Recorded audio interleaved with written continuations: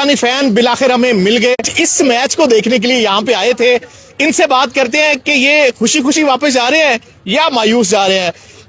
भाईजान, आप जब आए थे आप बड़े होपफुल थे और स्पेशल आप इस मैच के लिए आए थे। Absolutely. मैच तो पाकिस्तान जीत गया लेकिन सेमीफाइनल के लिए क्वालिफाई नहीं कर पाया। क्या समझते हैं, आज आपको वो इंटेंट नजर आया कि सेमीफाइनल में क्वालिफाई करने वाला? देखिए, इंटेंट तो नजर आया, जितना स्कोर हमने किया इस तरह हम अमूमन बैटिंग नहीं करते।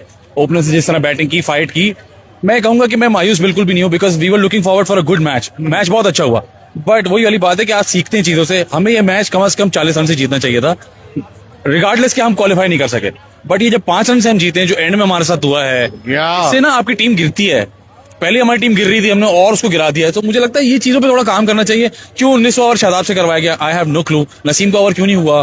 तो ये तो हम देख रहे हैं कब से हमारे पास डेथ बॉलर्स की कमी है। हाँ जी। हम समझते हैं कि हमारे पास अगर ये प्रीमियम फास्ट बॉलर जिसको हमने स्टार बनाया, वो आज भी आपने देखा 1 ओवर में 22 रन खाए। इससे पहले भी वो बहुत दफा डेथ में आके अच्छे खासे रन कंसीड करते हैं। तो आज भी वही किया। आपको नहीं लगता कि हमारे पास एक डेथ वाला स्पेशलिस्ट बॉलर नहीं है? सर, मैं वही कह रहा हूँ कि मेरे और आपके लगने से कुछ होता नहीं है ना। हम, जैसे आपने कहा, हमने बारहा देखा है कि उनसे डेथ में बॉलिंग नहीं होती। अब अगर मैं और आप देख सकते हैं तो कोच और कैप्टन क्यों नहीं देख सकते? यही बात है। एंड वी नो नसीम ज्यादा लीग्स खेलते हैं, उनकी स्लोअर वन, उनका बाउंसर, उनका यॉर्कर बेहतर है, फिटनेस भी बेहतर है, तो पूरा टूर्नामेंट बाहर आए। तो क्यों उससे जो फ्रेश आदमी उसको क्यों नहीं कराया आपने ओवर आखिर में? So I think that would have made a lot of difference. तो आप एक अच्छा मैच जीतते, 5 रन से जीते, ठीक है। आप ये मैच आपको 40 रन से जीतना चाहिए था।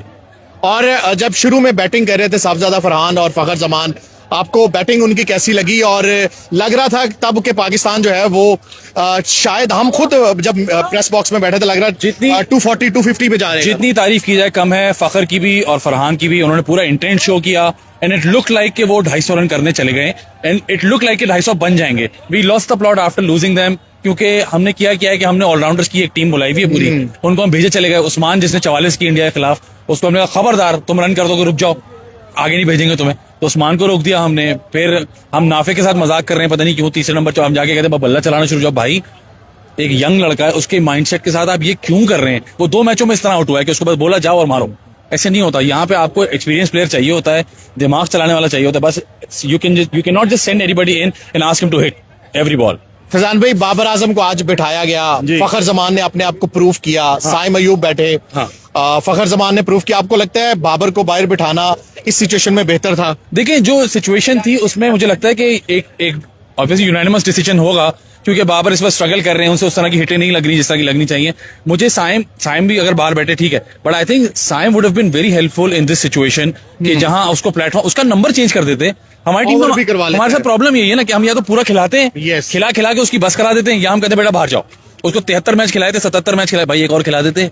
तो यहाँ 3 नंबर पे, 4 नंबर पे वो काम कर जाता। तो मुझे अब, जब मैं और आप एक नॉर्मल लोग ऑब्जर्व करके बात कर सकते हैं, तो जो इतने करोड़ों डॉलर्स ले रहे हैं हमसे, वो क्यों नहीं सोच रहे? बिल्कुल जी, ये फ्री हूं मैं, अगर कोचिंग की जरूरत है तो आई एम अवेलेबल। फैजान भाई का मशवरा अच्छा है, इसको जरूर कंसीडर कीजिएगा। माइक हसन साहब जी, उनकी पॉलिसी है कि ज्यादा से ज्यादा ऑलराउंडर्स खिलाने हैं। आज भी हमारे पास 8वें 9वें नंबर तक बैटिंग थी, लेकिन 36 रन पे पाकिस्तान की 8 विकेटें गिर गई। क्या कहेंगे आप रेहान भाई? बस डिसअपॉइंटेड है obviously, because we were expecting कि यार इस स्टार्ट के बाद एटलीस्ट 235 240 तो बनता है, कुछ नहीं तो 225 230 तो बनता ही बनता है। आप 212 पे रुक गए, आपका मतलब आराम से 25-30 रन शॉर्ट थे। वही बैट्समैन आ रहे हैं, बस घुमा रहे हैं, मार रहे हैं, आउट हो रहे हैं। तो वो किसी ने उस स्टार्ट पे कैपिटलाइज नहीं किया, जिसका हमें अफसोस था फर्स्ट इनिंग्स के एंड पे। उस्मान तारिक, हम उसको अपना ट्रम्प का समझते, लेकिन आज 4 ओवर में 43 रन, शाहीन शाह अफरीदी 4 ओवर्स में 48 रन। तो इस तरह की बॉलिंग से तो हम सेमीफाइनल नहीं खेल सकते। देखिए, उस्मान तारिक तो आज मैं कहूंगा अनलकी है, लेकिन आप शाहीन शाह अफरीदी को देखिए, हर मैच में वो एंड में आके रन खा रहे हैं। उसने any bowler can have a bad day. Usman ने अब तक नहीं बैड डे हुआ था, उसका एक ड्यू था, हो गया। बट शाहीन का एक्सपीरियंस देखे ना, वो तो उसका तो चल ही बैड दे रहा है ना। कंसिस्टेंसी उसकी बैट बॉलिंग में वो चले जा रही है, तो उसको चेंज नहीं कर रहे, उस पर काम नहीं हो रहा। ये पता नहीं क्यों, ये हमारी टीम समझती नहीं है। या पहली बॉल पे ड्रॉप हुआ है कैश। हाँ बिल्कुल हुआ है। तो वो ये वाले चांसेस आप इतने बड़े मैच में नहीं दे सकते ना। हमने अभी इंग्लैंड वाला मैच देखा, उसमें प्लेयर्स ने कैचेस बनाए हैं, तो वो हमसे ऑफ हुए। हमने एक रनआउट मिस किया है, 2 कैचेस मिस किए हैं, so that was very disappointing. अब आपको लगता है इस टीम में जो जब 2024 वर्ल्ड कप में पाकिस्तान टीम पहले राउंड से बाहर हुई थी, तो बहुत सारी खबरें आई हमारे चेयरमैन की जानिब से भी कि सर्जरी होगी। वो सर्जरी क्या हुई? बाबर आजम को बाहर कर दिया, शाहीन शाह अफरीदी को कुछ अरसा बिठा दिया। आपको लगता है अब भी सर्जरी की जरूरत है?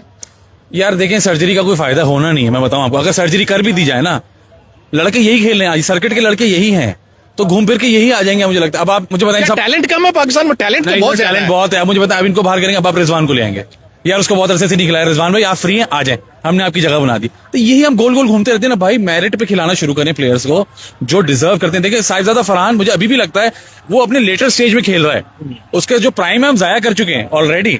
ये अल्लाह का शुक्र है कि साइम और नाफे आपको यंग मिल गए।